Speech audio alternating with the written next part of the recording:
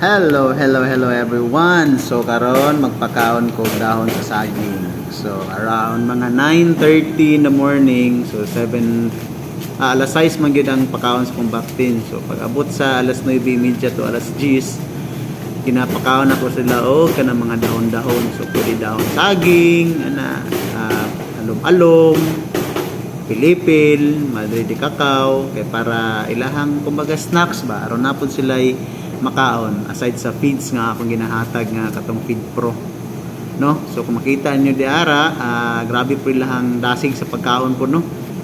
So kana nahurot gyud na siya pagkaon nila. So kaluyan po sa pag sugod na ako pagkaon og mga dahon-dahon, murag nilagsik man po sila, no? Kay aside sa na sila makaon, tapos murag napoy sustansya sila makuha dira. Ana man gyud kay mga kuan man na siya gikan sa mga plants, no?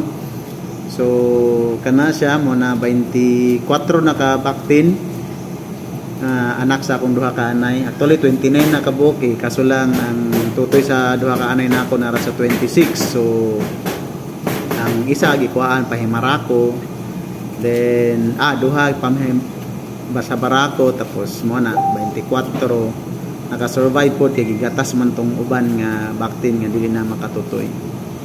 Yan. So kung makita ninyo dira, lamig sa mata. Siyempre makita na to ang hinaguan. Okay na sa next vlog na